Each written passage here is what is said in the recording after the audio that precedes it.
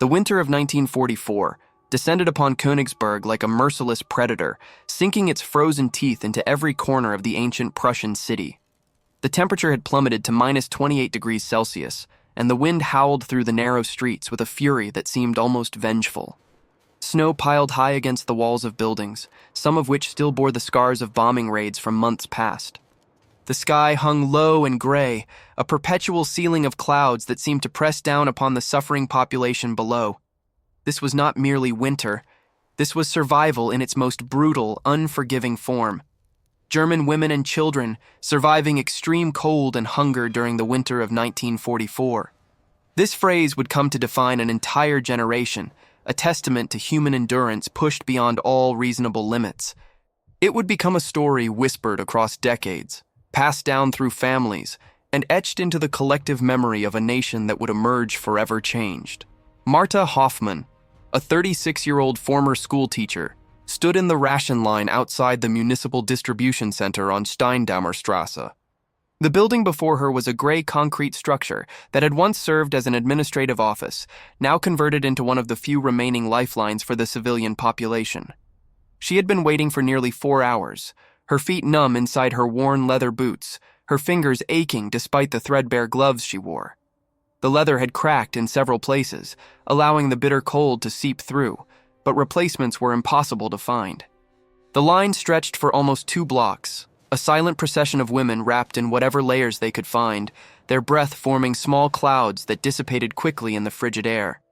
Marta remembered a time when Königsberg was vibrant, when the streets were filled with the sounds of commerce and laughter, when the smell of fresh bread wafted from bakeries on every corner. She had taught literature at the local gymnasium, introducing young minds to Goethe and Schiller. Those memories seemed to belong to another person now, another life entirely. The woman she had been had disappeared somewhere along the way, replaced by this hollow-eyed survivor who thought only of the next meal, the next moment of warmth. Standing beside her was her sister-in-law, Helga Brandt, a 42-year-old widow whose husband had perished at Stalingrad 2 years earlier. The news had arrived by telegram, those cold, impersonal words that had shattered her world. Helga had aged a decade in the months that followed. Her dark hair had turned gray at the temples, and deep lines had carved themselves into her face. She had moved in with Marta after her own apartment building was damaged in an Allied bombing raid the previous autumn. A section of the roof had collapsed, making the upper floors uninhabitable, and the building's residents had scattered to wherever they could find shelter.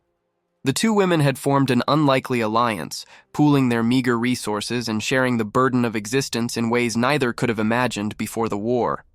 Helga shifted her weight from one foot to the other, trying to restore circulation to her frozen limbs.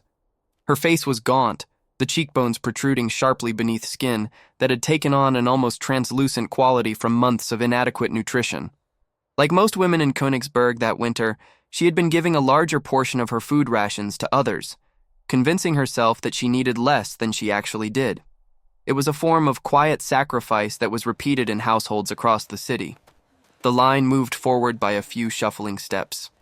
Somewhere ahead, a woman collapsed, her body simply giving out after hours of standing in the bitter cold. 2 others immediately moved to help her, lifting her frail form and half carrying her toward the front of the line. No one complained about the disruption. They had all seen this happen before. They all knew it could happen to any of them at any moment. The woman who had collapsed was perhaps 50 years old, though it was hard to tell. The war had aged everyone prematurely, stealing youth along with everything else. Marta watched the scene unfold with a mixture of compassion and dread.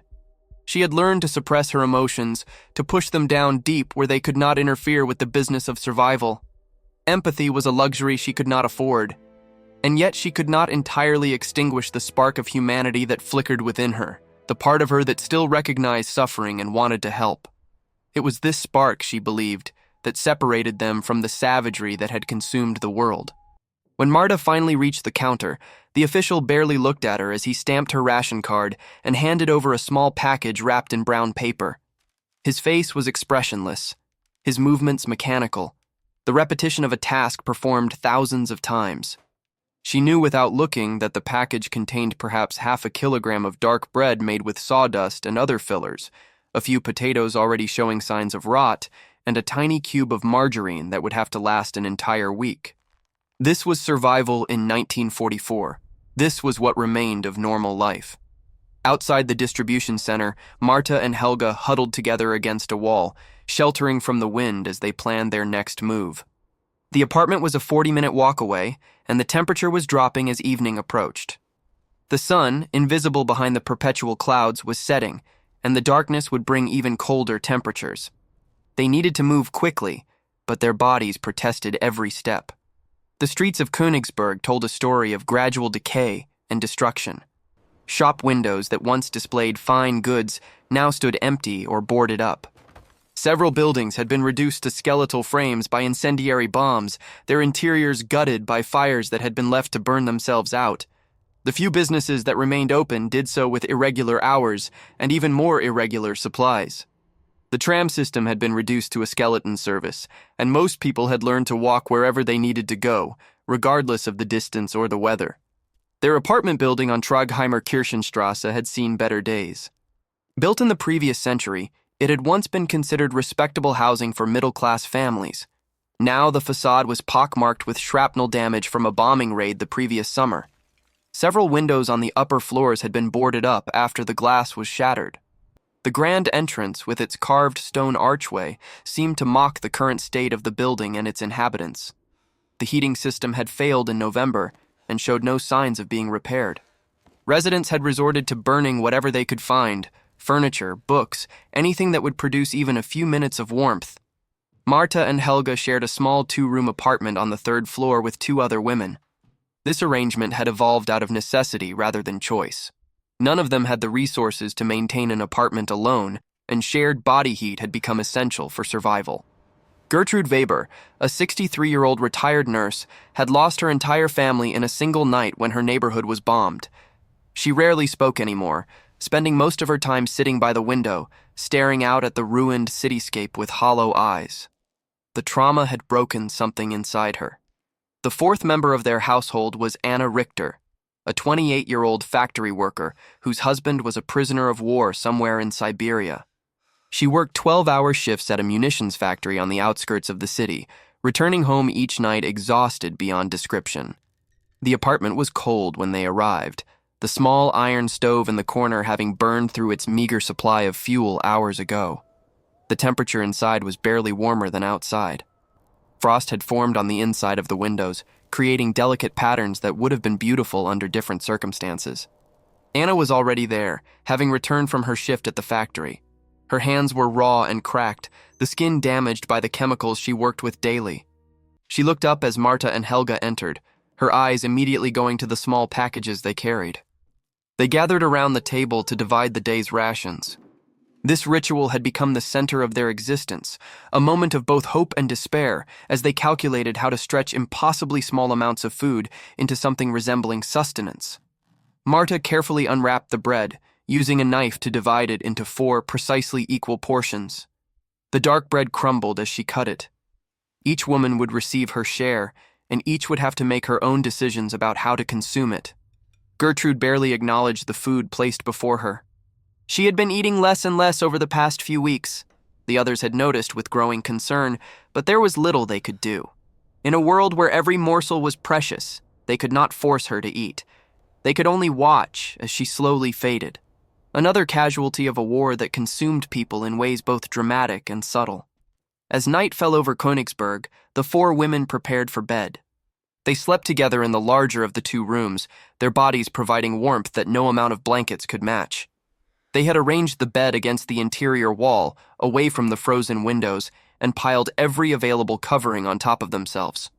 Outside, the wind continued its relentless assault, finding every crack and gap in the building's aging structure. The temperature inside the apartment hovered just above freezing, and their breath was visible even beneath the covers. Marta lay awake for a long time, listening to the sounds of the night. Somewhere in the distance, she could hear the faint rumble of artillery, a reminder that the front was moving closer with each passing day. She thought about her husband Ernst, who had been stationed somewhere in the Baltic region. His letters, when they came at all, were heavily censored, but she could read between the lines. The situation was deteriorating rapidly. She wondered if she would ever see him again, if any of them would survive to see the end of this nightmare.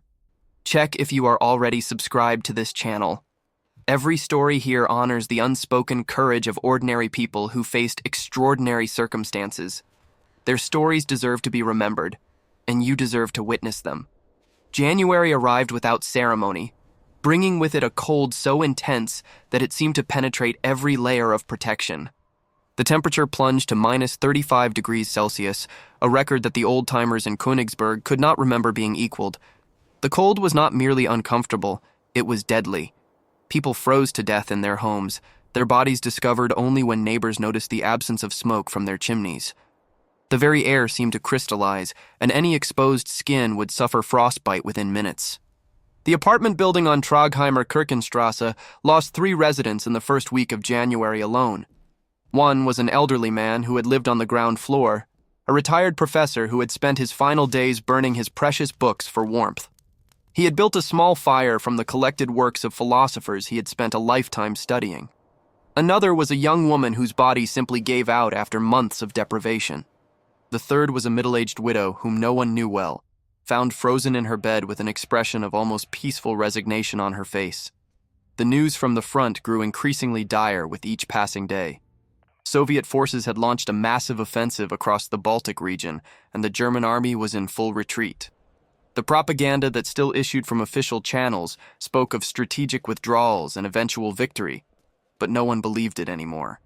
The truth was written in the faces of the wounded soldiers who passed through the city, in the growing flood of refugees from the east, in the ever louder rumble of artillery that could now be heard throughout the day. Refugees from the east began flooding into Königsberg, bringing with them stories of atrocities and devastation that made the hardships of the city seem almost bearable by comparison.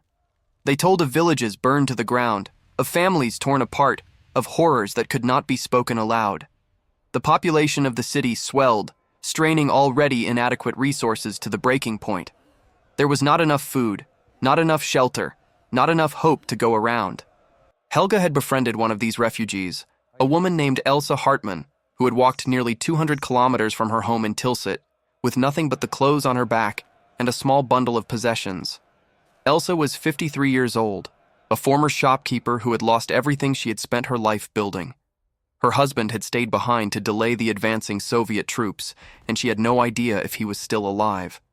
The uncertainty was perhaps worse than knowing the worst. Else joined their household, becoming the 5th member of the small community struggling to survive in the apartment on Tragheimer Kirchenstrasse.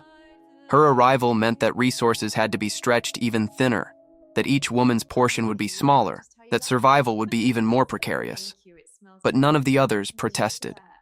In a world where compassion seemed to be disappearing, they clung to it as proof of their own humanity. If they stopped caring for each other, they reasoned, then what was the point of surviving at all? The factory where Anna worked had increased production demands yet again, now requiring workers to maintain 18-hour shifts with only minimal breaks for food and rest. The promised extra rations rarely materialized, and when they did, they were smaller than expected.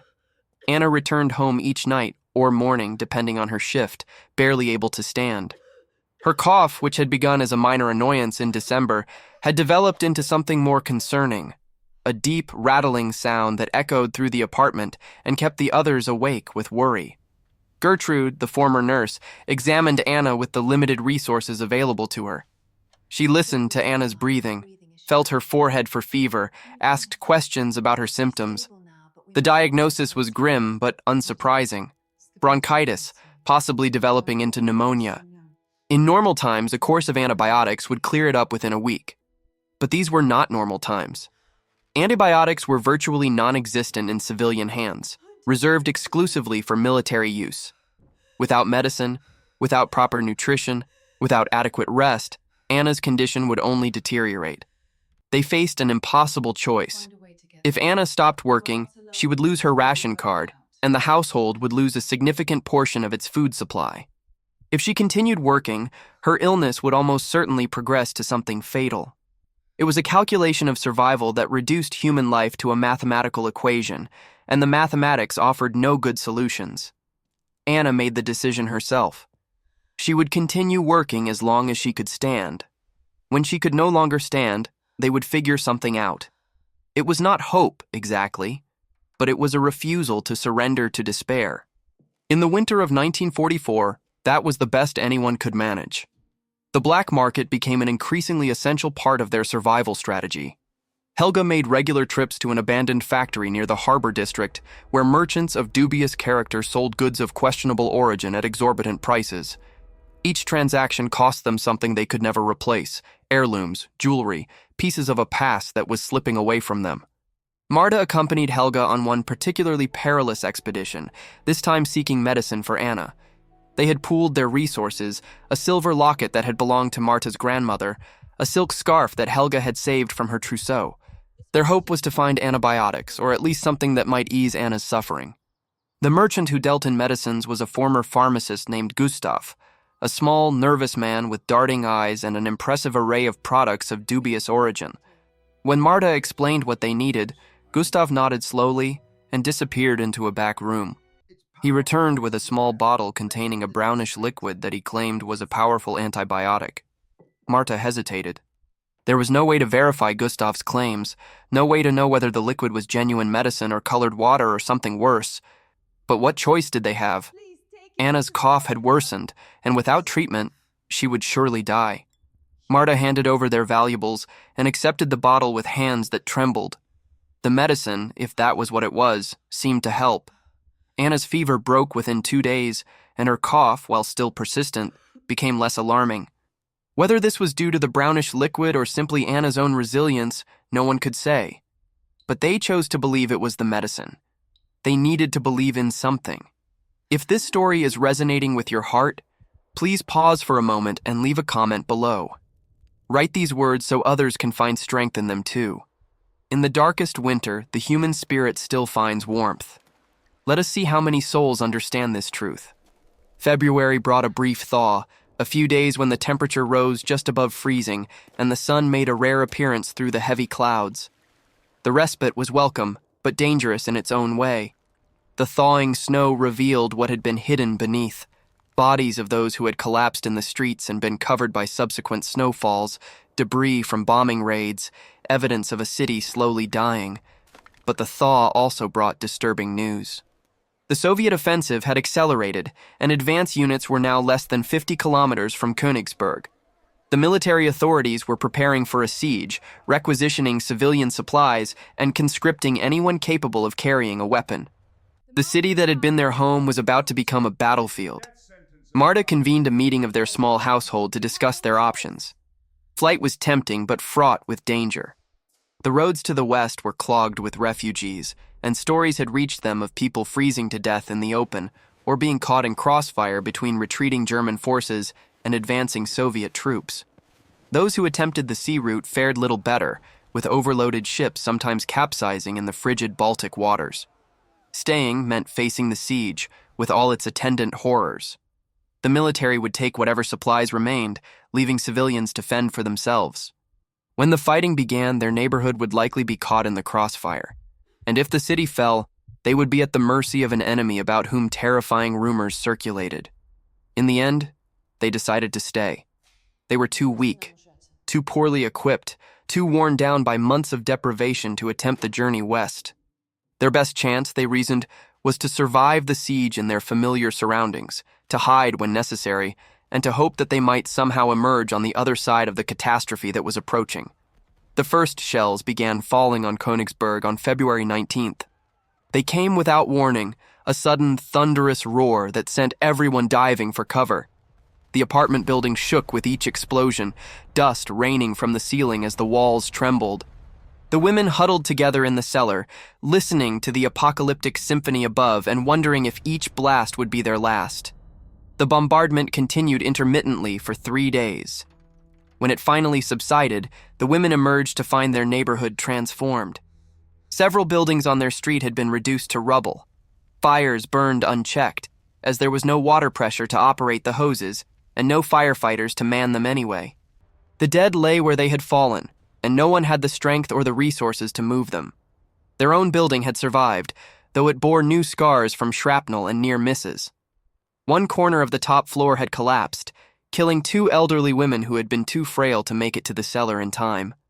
Marta had discovered an alternative source of sustenance, a bombed-out grocery store several blocks away where determined scavenging could sometimes yield hidden treasures.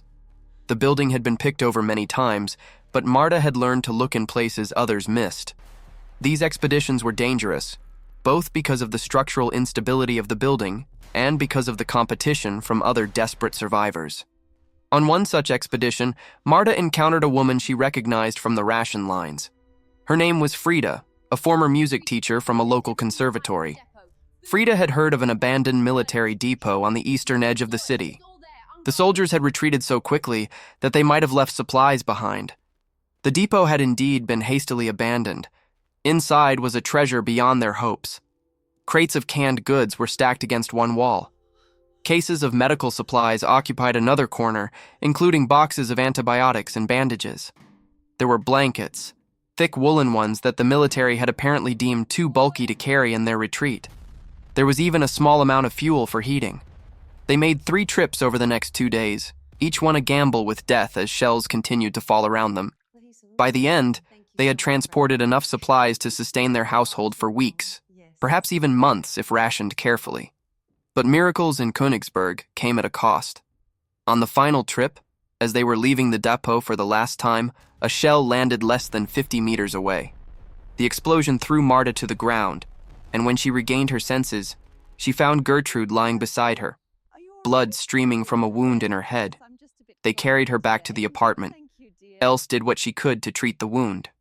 Gertrude survived, but she was changed. The head wound had damaged something vital.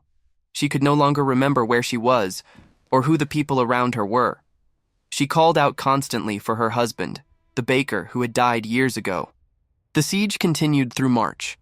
The Soviet noose tightened with each passing day, and the defenders of Königsberg were pushed back into an ever smaller perimeter. The shelling never stopped, day or night, a constant thundering backdrop to lives that had become entirely focused on moment-to-moment survival. On April 6th, Soviet troops entered their neighborhood. The women retreated to the cellar and waited in the darkness for whatever would come. The first soldiers to enter the building were young, their faces hard with the experiences of war. When they discovered the cellar, Marta stepped forward, hands raised in surrender, and addressed them in the few words of Russian she had managed to learn. "Women," she said. "Only women."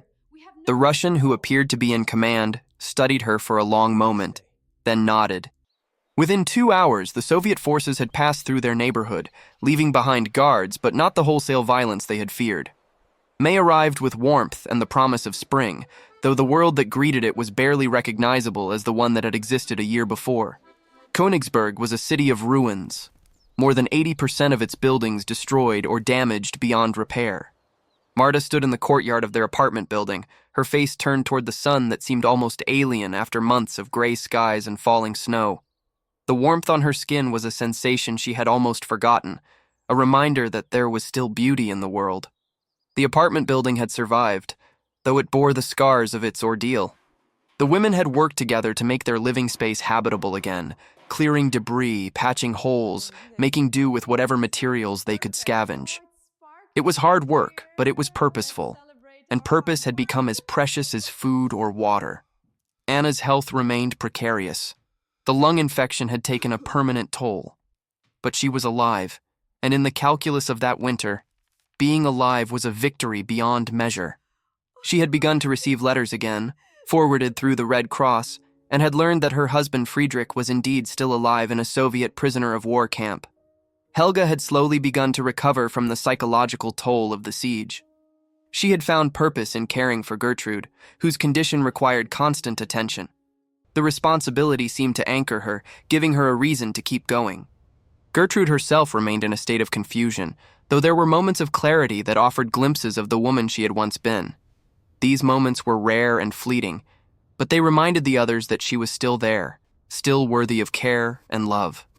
Else had become the unofficial historian of their little community, documenting everything they had been through in a series of letters and notes. She felt it was important that someone remember what had happened here. The world needed to know what ordinary women had endured. Frida had decided to stay with them. She had discovered a talent for gardening and had begun cultivating a small plot in the rubble behind the building. It produced only a handful of vegetables, But the act of growing something, of nurturing life in the midst of so much death, was deeply satisfying. And Marta, her husband Ernst, had been reported missing in action during the final collapse of the German lines in the east. But she refused to give up hope. Missing was not dead.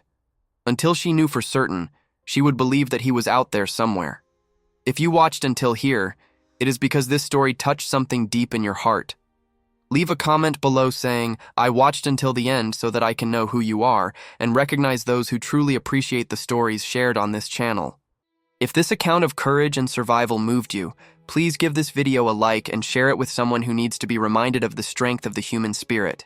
And if you have not subscribed yet, please do so now, so you never miss another story of remarkable people facing impossible circumstances. The winter of 1944 had been the darkest time any of them had ever known. It had tested them in ways they could never have imagined, pushed them to limits they did not know they possessed. They had seen the worst of what people could do to each other, the violence, the cruelty, the indifference to suffering. But they had also seen the best, the courage, the compassion, the refusal to surrender humanity even in the most inhuman circumstances. Yet here they were, 6 women who had found each other in the midst of catastrophe and forged bonds stronger than steel. They had kept each other alive through starvation and cold and constant terror.